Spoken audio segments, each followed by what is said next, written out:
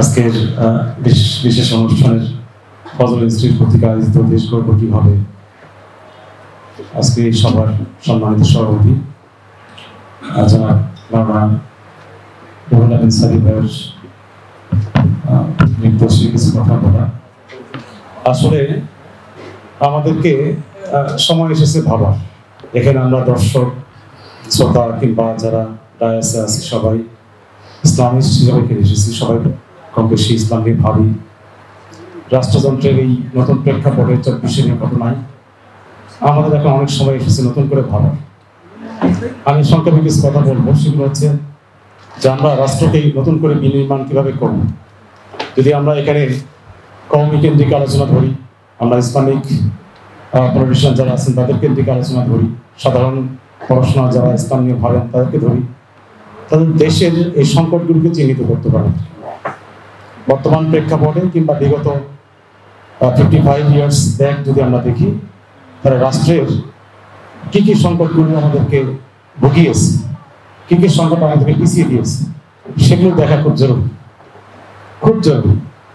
সেটা চিহ্নিত করা একদম সময় এসছে এখন। বিশেষ করে রাজনৈতিক দুর্নীতি, প্রবণ রাজনীতি, করাপ্টেড শিক্ষা ব্যবস্থা।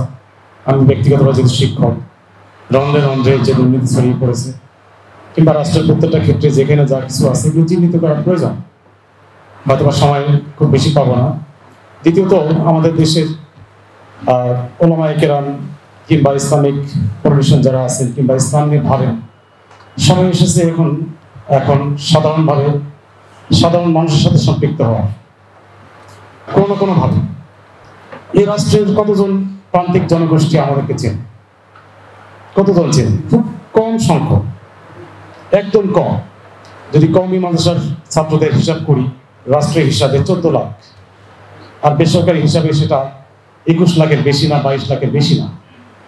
আপনাকে ভাবতে হবে, এবছর এসএসসি পরীক্ষা দিয়েছে, আলিম এসএসসি পরীক্ষা দিয়েছে মোর দেন 14 লাখ, সব মিলে কারিগরি সহকারে 16-17 লাখের মতো। আপনি হিসাবটা করেন না।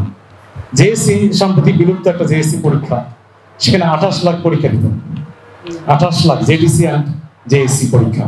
পিএসসি 35 লাখ। এক ঢাকা ইউনিভার্সিটি, আমি ঢাকা ইউনিভার্সিটি ইংরেজি বিভাগের সাবেক ছাত্র, সেখানে এখনকার ছাত্র হিসেবে হিসাব করা হয় অ্যাপ্রক্সিমেট, একদম সঠিক তথ্য জানি না, 27,000-এর নিচে না, 26-27,000-এর নিচে না। জগন্নাথকে যদি আপনি কলেজ হিসাব করতেন তৎকালীন সময়, আজ থেকে 15-20 বছর আগে, তখন 40,000-এর কাছাকাছি স্টুডেন্ট। একটা ইউনিভার্সিটিতে 1500 টিচার। আপনি ঢাকার 7 কলেজ মানে কলেজ হিসেব করেন, তিতুমির কলেজ কিংবা বাংলা কলেজ কিংবা ইডেন কলেজ কিংবা ঢাকা কলেজ কিংবা কবি নজরুল সোহরাওয়ার্দী কলেজগুলো হিসাব করেন, কত লাখ স্টুডেন্টের বসবাস। তো আপনি 14 লাখ কওমি ছাত্র, বিভাগে কয়জন দাওরা পরীক্ষা দেয়, কতজন মিশকাত পরীক্ষা দেয়, এগুলো ভাবার সময় এসেছে। এই জনগোষ্ঠীগুলোর জন্য আমি কি প্ল্যান রেখেছি? আমাদের কোনো দীর্ঘমেয়াদী কিংবা স্বল্পমেয়াদী কিংবা মধ্যমেয়াদী প্ল্যান আছে কিনা আমাদের? এটা একটা প্রশ্ন। সময় হয়তো বা অনেকে কথা বলবেন, এই জন্য আমি সংক্ষেপ করছি। এটা একটা ভাবার সময় এসেছে।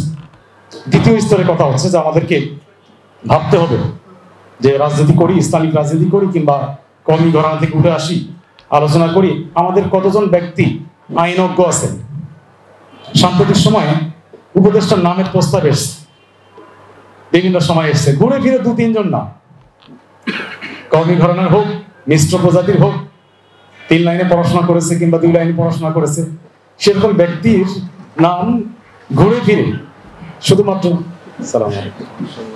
ঘুরে ফিরে 2জন, 3জন, 4 জনের নাম এসছে। আপনারা সবাই জানেন, নামগুলো নাই বললাম, সবাইকে আমরা চিনি। কিন্তু আসলে কি আমাদের এই সেক্টরে যারা আমরা ইসলাম নিয়ে কথা বলতে চাই, ইসলাম নিয়ে ভাবতে চাই, চিন্তক হতে চাই, আমাদের একজন আইনজ্ঞ আছে কিনা? কতজন সেক্টরের ব্যারিস্টার আছেন যিনি আলেমদের পক্ষে লড়াই করবেন? কতজন ইসলামিক ইকোনমিস্ট আছেন? এক আব্দুল্লাহ মাসুম, ইউসুফ সুলতান ভাই ছাড়া আর কতজন কাজ করেন? অল্প জুবাইর আব্দুল্লাহ, কতজন কাজ করেন? খুব কম সংখ্যক। দীর্ঘদিন যেহেতু মার্কাজ দাওয়াতে একটু খেদমত করেছি, তো আমাদেরকে চিনি আমি, যেহেতু অল্প কিছু মানুষ। কতজন আমাদের রাষ্ট্রবিজ্ঞানী হওয়ার যোগ্যতা রাখি আমরা? রাষ্ট্র নিয়ে চিন্তা, রাষ্ট্রের মৌলিক কথাগুলো বলা, হাতে গোনা আমাদেরকে শেখ মুসা হাফিজ ভাইকেই শুধুমাত্র দেখি যে উনি ফিলোসফি নিয়ে কথা বলেন, সব প্রোগ্রামে ওনাকে ডাকা হচ্ছে, উনি কথা বলছেন। তো উনি যদি একদিন অসুস্থ থাকেন, আল্লাহ না করুন, ওনার বিকল্প কয়জন কথা বলতে পারে, ইতিহাস নিয়ে কয়জন কথা বলতে পারে? সুতরাং আমাদেরকে ভাবার সময় এসেছে এখন যে প্রত্যেকটা সেক্টরে যারা কৃষি নিয়ে কথা বলবে, যারা আইন বিষয়ে কথা বলবেন, যারা অর্থনীতিতে কথা বলবেন, রাষ্ট্রের প্রত্যেকটা ক্ষেত্রে এক একজন কওমি আলেম কিংবা ইসলামিক অ্যাক্টিভিস্ট দরকার। সেটাও আমাদের এখন ভাবার সময় এসেছে কারাক্রমে দেশ গড়ার জন্য। তারপরে বিষয় হচ্ছে যে আমাদেরকে